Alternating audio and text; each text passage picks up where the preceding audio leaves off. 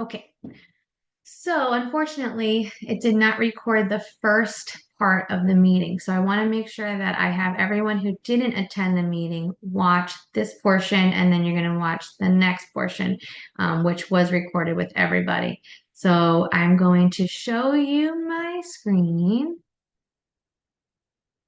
and that way you are able to see the whole PowerPoint. Okay, there we go. Okay, so this is the January meeting. We are going to go nice and quick through this portion since it is a recording. And we wanted to make sure that you wrote your name when you go to the mailboxes. There should be a sign-in sheet if you watch this recorded version so that we note that you actually attended or watched the meeting for credit when state comes. Super Stat members of the month, we wanted to congratulate from November, Miss Rihanna and Miss Amy. And then in December, we wanted to congratulate Miss Brenda W. and Miss Heather. Okay. The January newsletter Miss Ruby put together has the increase in rates. It has the days that we are closed, which is January 20th for MLK Day, and the making sure that parents write names on their children's coats. We want to make sure they're labeled. It is a violation if coats touch. So what I said in the meeting was that if you have coats that touch, maybe they're in cubbies and they kind of get squished and they touch each other, make sure they're not touching. If you have coats that are hanging and they touch each other, we have bags like the cot bags, but other ones, you can put the coats in those bags, and that way just the bags are touching, which is allowed. If you have a surplus of coats of each student or some students, bag up the surplus and send them home with masking tape labels. So that way the child only has one coat kept at school at all times. Otherwise, you're just going to have way too much stuff and they're bound to touch each other. So on the 9th, Miss Ruby is hosting her CPR and first aid training. It is from 6 to 8. If you've yet to sign up, it's on the office door.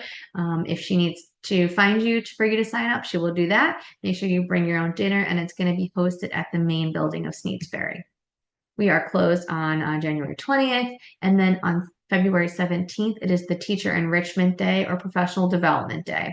This day will be a full day for everybody with the same hours, 8 a.m. to 4 p.m. We are going to provide childcare at Sneads Ferry. So we're going to have Sneads Ferry as the childcare area with our apprentices, and then we're going to host the training at another location. I think we're going to do Escoba Bay, but I'm not quite sure. We're going to serve you breakfast, lunch, and snacks. We're going to have raffles and prizes. I'll give you tickets throughout the day for participation. We're going to have professional developments by Chantel and her partner. Hopefully, we're getting all those little details worked out, and then working in your classrooms. Hopefully, we'll give you about 3 hours or so to work in your classroom. Really make sure you're able to organize, label, do some planning. Make sure that your classroom is a third teacher in the environment that you want it to be. Well, and welcome to Sneads Ferry Quality and Holly Ridge Quality. You may know Miss Ty. She worked at Sneads Ferry for a little while with us, and she is now working at Holly Ridge Quality. Welcome back. She's with Miss Whitney in room 2 as a co-teacher. We have Anelis, who is a flex teacher. She just started today, learning the ropes, getting to know different classrooms. Kaylee is another flex teacher working with our twos classrooms right now, and same deal, learning the ropes, getting to know the children and the teachers. Dejanay is another flex teacher who began recently, and she's working with our twos as well, different classrooms, getting to know everything. So we'll see where our flex teachers feel most comfortable, and then we'll talk to them about permanent placements. But right now, we want to get a feel for them, where they feel comfortable, and so they learn different expectations and routines. New hires and reminders for everyone else, please don't park in that front lot closest to the building. If you are a parent, you're dropping off your child, you bring them to their classroom, you go back in your vehicle, and then you park either at Cancun, that lot between the main building and the second building, or that lot closest to the road. Those are the places to park because that front row closest to the building are for parents. So once you are done being a parent dropping off your child, you are going to move your vehicle somewhere else so that other parents can come and use those spots. We hate seeing a parent of 3 walk from the house of breakfast with their children to the building when there should be enough spots for them to park in that front row and drop their children or pick their children up safely. So if you have any questions about that or concerns, please let me know. Clocking in at most 5 minutes before your shift, it starts to add up after a while. Everyone's been pretty good about that, but I wanted to make sure that you do all your personal tasks before you clock in. So, for example, if you're a parent dropping off your children, you need to go potty, you want to make a cup of coffee, you got to make a phone call, whatever the case may be, you're doing all those things before you clock in. Once you clock in, you are ready to roll. You might go in a classroom, you might be helping somewhere else, but you're not going to be preoccupied with personal tasks. So you have to make sure you do those things, you come clock in on time, and you're ready to roll. All right, moving on. So if you have questions for us, always ask, be honest. If you have a concern, tell us.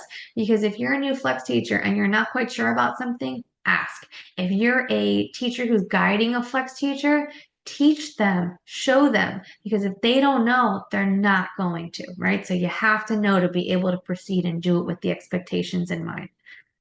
And ask how you can jump in, get your hands dirty, go play with some kids. If you're a flex teacher or you're a new hire, go into the room. There should be an ABC teacher chart in there. Ask, okay, how can I help? And they're going to direct you to the ABC chart. They're going to say, okay, right now it's 10 to 10:30. I'm teacher A, she's teacher B, you're teacher C. They're going to look right at teacher C. It's going to say, pull a small group and play with them, or pull kids that the lead teacher recommends and play with them in blocks, table toys, sing and dance, grab a book and read to a handful of kids. But whatever the case may be, you're engaged with students and you're active in the classroom. Okay, reminders, those lesson plans have to be posted before Monday comes. So if you haven't handed them to Ruby or myself to be signed by Friday evening, we got problems. So make sure you get them to us and they are done, ready to be signed. They have all your standards on them and they don't just state simplistic ideas. So you can write the book title, but what is your goal with that book? Are you teaching a social emotional skill? Are you reading because you want to use onomatopoeia? Are you reading because you want to make sure the kids learn to solve a problem or they learn about friendship? Something in there that doesn't just give the item, it also gives the why or the how or the purpose as to what you're doing. The menus should be given to you on Thursday or Fridays, and they should be posted before Monday morning. If your co-teacher and the other teacher is out, make sure that you have grabbed that menu and you are posting it on Monday morning if they're absent that day.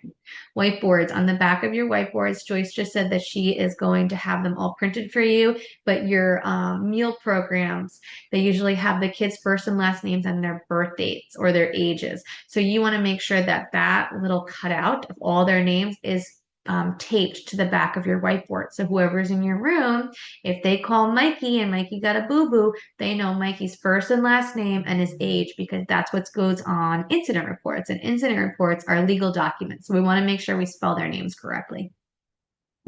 Please make sure you're plugging in those tablets and charging your walkies. If you find extra walkies, bring them to the office.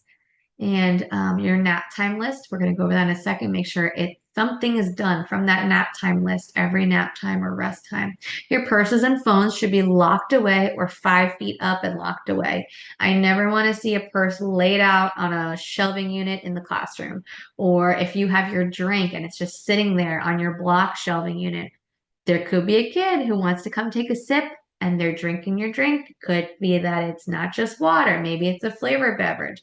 Maybe it's coffee. Whatever the case may be, their lips should not touch your cup. Their fingers should not touch your cup. It's got to be high up in the closet or on a shelving unit away from children because that way you know they're safe. Your purses have items that should be kept out of reach of children. That's 5 feet up or locked in that closet. And your phones should not be in your hands during the day. I understand some people take pictures or they use ProCare with their phones, but other than that, there should be no reason for the phone. We have tablets in every classroom, and they should be designated to the email address from each classroom so that they are used instead of you using your phones. I know the images coming from those tablets are not the best when you take pictures of the kids, but it's all in one space for you to use. Supply lists every Wednesday. So Brittany already got some lists. She already filled some items. I did some ordering today, but tomorrow's the official day that supply list should be in. So make sure they're into Brittany. The items you want or need are on there before, no one should be going on a shopping spree. They should be on there. and either I say I'm going to order it or I will reimburse you if it's something that's unique and we don't typically carry.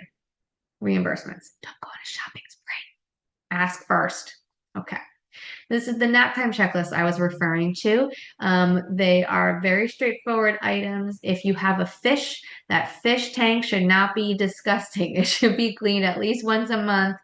If you need some items for cleaning out fish tanks or you need replacement items, please let me know. There's many all around. We got all those cleaning supplies. We got new pebbles. We got little statue things for your fish tank.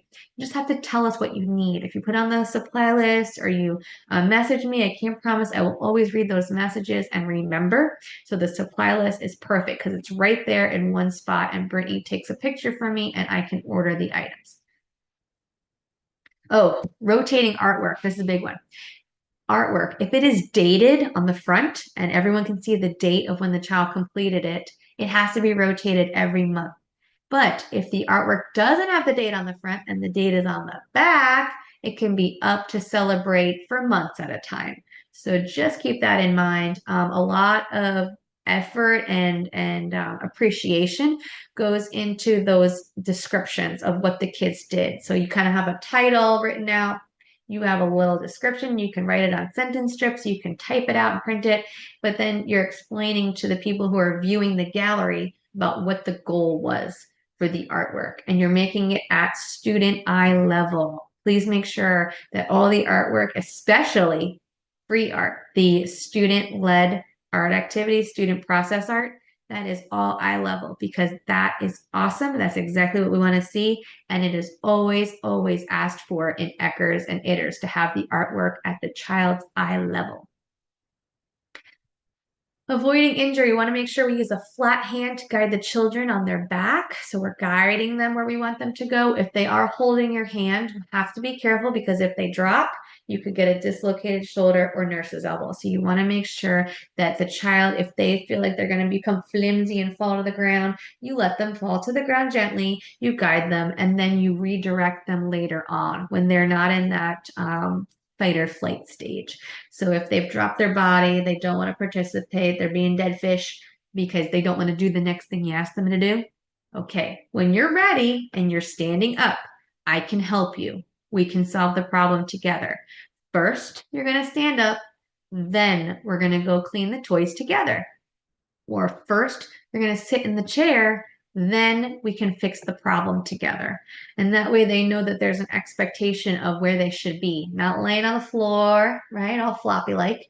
They should either be sitting in the seat, standing up, or they come get you when they're ready, but you're kind of keeping that side eye on them when they're in that distressed state. As long as they're not harming others, you can go and kind of ignore them on the other side or near them, focusing on other children, but you're also watching them at the same time. And when they tell you they're ready, if they're able to do so, or they appear to be ready to engage with you, then that's when you reapproach them. But don't waste your time on a child who is not in an emotional state where they can actually listen to you. Just reassure them. And if you need admin, call admin to room blank for support. We will come hustling. We either take the rest of the crew and work with them, which I suggest, because we want you to build that relationship with the child who's in distress. The child who needs extra support should be with you because you want to build that relationship with them. Soft tones, making sure that we use those even tones. Our feet are on the floor. We use walking feet instead of, we use walking feet. Put your feet on the floor. Stop jumping. We're using even tones. And we're stating it as a matter-of-fact situation. My jacket is gray. We sit in our chair. And then you can give them the reason why. We sit in our chair so we don't fall down and get big boo-boos. How do you sit in your chair? And then you applaud the child over there who's sitting beautifully in their chair. I just love how Adam's sitting in his chair. His feet are on the floor, his chair is pushed in, and his hands are in his lap.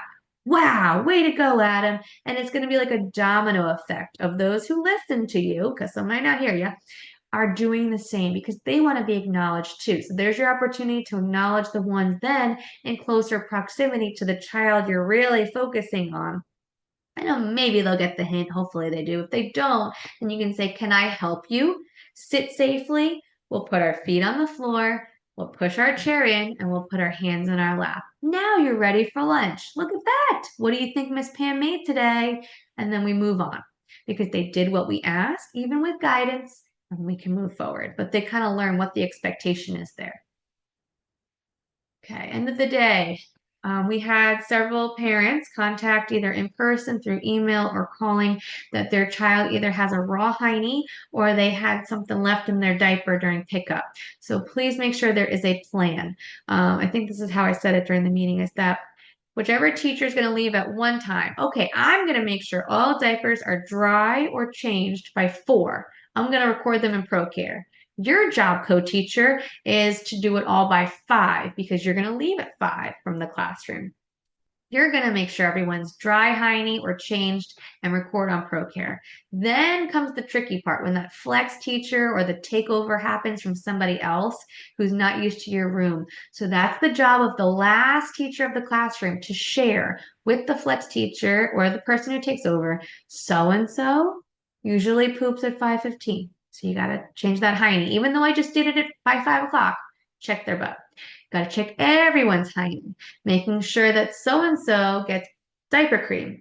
So if you need a whiteboard, like a big enough one in your classroom to write all these things down, I will get that for you because I want to make sure that you're setting everyone up for success for the end of the day. So those parents come in, they know you've taken wonderful care of their child's hiney and that they are ready to go clean. You can always offer before the child leaves, if you're outside on the playground, oh, they were about to be changed. Can I go inside and change them for you before they leave? And I was just about to get coverage, so I could change these 3 heinies. If you give me a second, I can change your child for you before you leave. Sometimes he'll say, no, I'll do it when I get home. Other times he'll be like, okay, sure. Admin, diaper coverage to room, whatever the case may be. You go in, you change those 3 heinies, do the person who's picking up kid first, obviously, and then send them on their way. But then at least you're showing the effort that you're making sure, well, they were just changed at 4:45, but I know they like to go at 5:10, so I was going to go in and change them in a few minutes with these other kids. Would you mind waiting? And if the parent says, no, I got it when I get home, now you're in the clear. They took responsibility for changing that hiney. You put the effort in.